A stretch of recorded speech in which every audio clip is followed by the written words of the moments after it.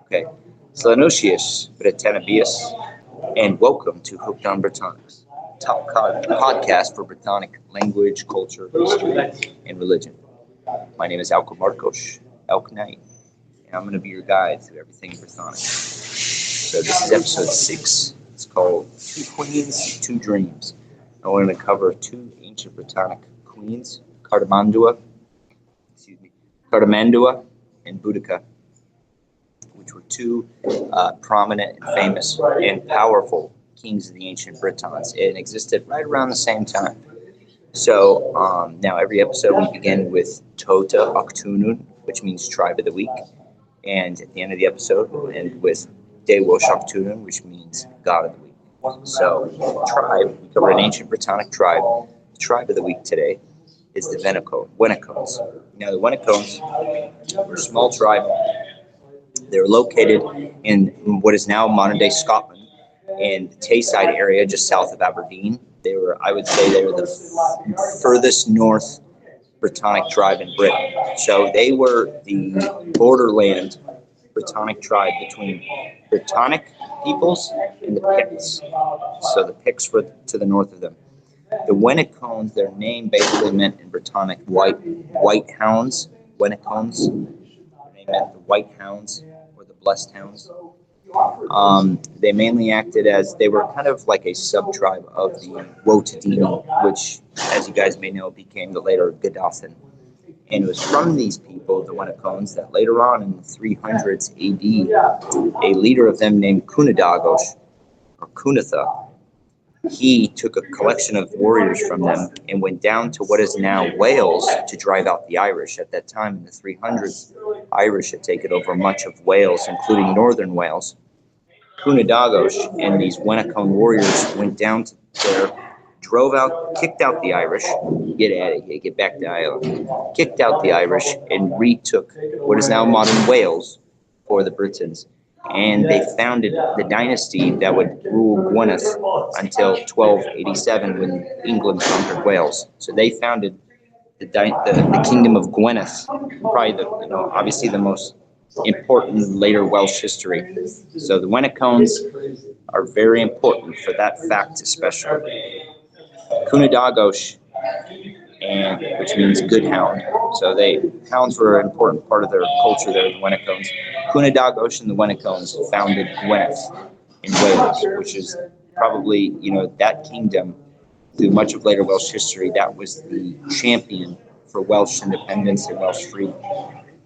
And even today, much of the greatest Welsh patriotism we find is in Gwynedd.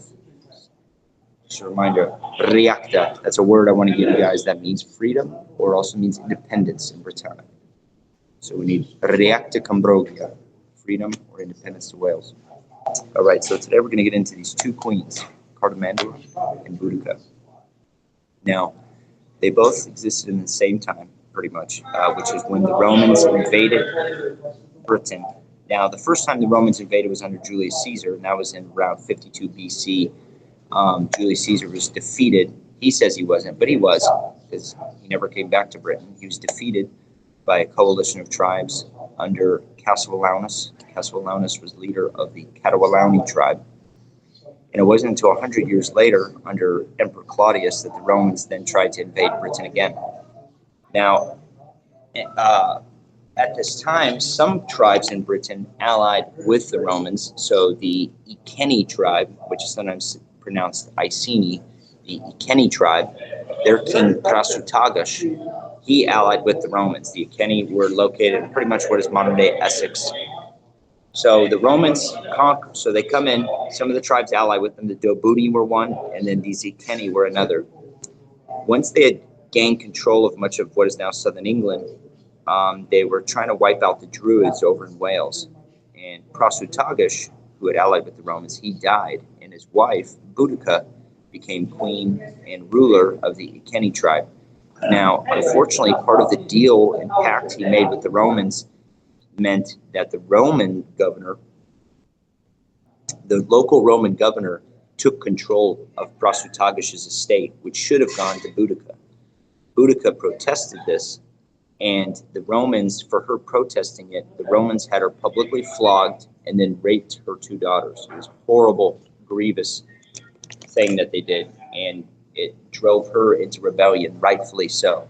So Boudica, whose name, by the way, means victorious one, Boudica launched a revolt against the Romans and gathered about 200 to 300,000 Britons as an army of resistance against the Romans. At this time, the Romans were distracted. They were over in what is now Wales. The Roman military commander, Suetonius Paulinus, was called back to southern England to fight against Boudica. She went through all the Roman forts and towns and massacred anything and everything, not only Roman, but pro-Roman. So Boudica and her resistance army, they massacred Britons who had allied with the Romans, Britons who had betrayed their own, Britons who had fought against the resistance fighters. And so Suetonius Paulinus came and she fought a guerrilla war against them, which she eventually lost. And he defeated her in a decisive battle.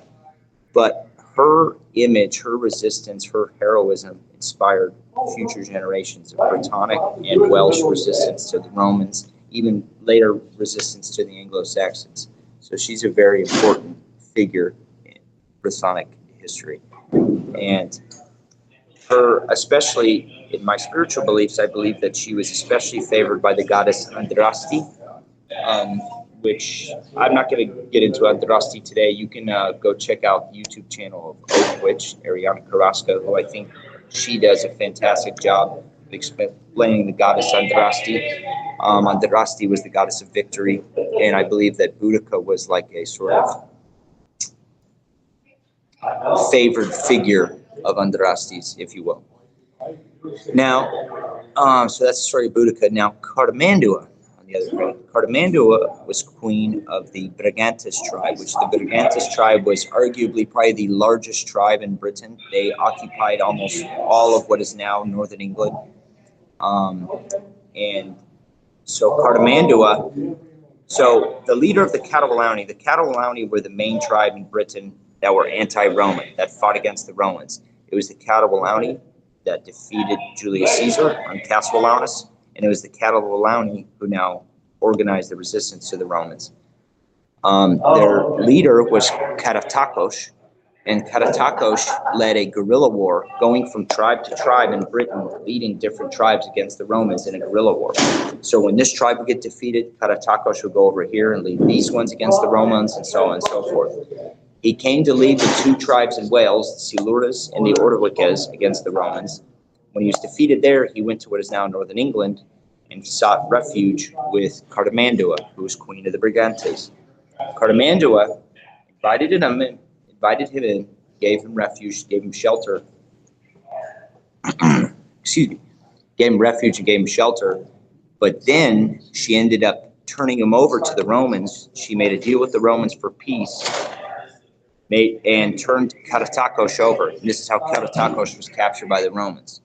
So even though it gained her peace with the Romans, what it did do is it ended up making a lot of her people, a lot of the Brigantian people did not like the Romans and did not want to side with them. So some of them launched a revolt. Now, at the same time, she started having a love affair with her husband's shield bearer, Velicotus. So her husband's name was Venutius. Cartimandua's husband's name was Venutius, and Venutius was from the Cardueti tribe, which I like the Cardueti because my main lineage comes from Cumbria and Lancashire, and that's where the Cardueti tribe was. So I feel a sort of ancestral connection with the Cardueti. And the Cardueti tribe were located pretty much in what is now Cumbria and Lancashire. Their tribal god was Cocidius, who's going to come up later in the episode. But Venutius was a Cardueti, and he was Cartimandua's husband. And when Cartimandua did this, so she angered him in two ways. Venutius was anti-Roman, so he was already angered about that. But then he discovered that she was having a love affair with his knight, his shield bearer, Velicotus. So he went to his tribe, the Cardueti, and launched a revolt against her, while she and Velicotus declared themselves king and queen of not only the Brigantes, but Britain. So the Romans kind of helped establish her to be this quasi, queen of Britain. However, it didn't last long, and a Brigantian civil war began with the anti-Roman forces under her ex-husband Venutius, and her leading the pro-Roman forces with the help of the Romans, of course, under her and Velicones. She was eventually defeated. We don't know exactly how she died, but her figure, I like the story of both her and Boudica because they show they're both two very paradoxical stories. They're both two powerful queens. Ancient Brittonic culture, women had high status in our ancient culture. They weren't, for the time period, it wasn't like total female empowerment or whatever you want to call it, but women had a pretty impressive amount of rights back then in our culture compared to other cultures. This is comparatively. So I like that aspect about it. And then I like just these two very different stories. I mean, they're both of them could make very good movies. And so to wrap it up, so that's the two queens with two separate different dreams for Britain and for the Britons. Now, to end the episode, we'll do Dewo Shoktunu, God of the Week. So the god I'm going to cover today is Cocidius Wernlostonis, who's an ancient deity of the Britons.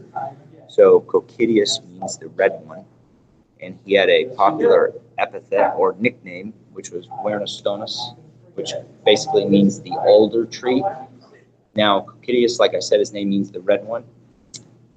He had this nickname Wernlostonis, which means alder tree. Now, alders, when you scrape the bark of an alder tree, it turns red. So it's sometimes called the bleeding tree. And that's part of his connection to redness and whatnot. He was a sort of tribal god of the Cardueti, which is, like I said, I have an ancestral connection with them. That's where my family comes from, is Cumbria and Lancashire. The Steers side comes from Cumbria and Lancashire.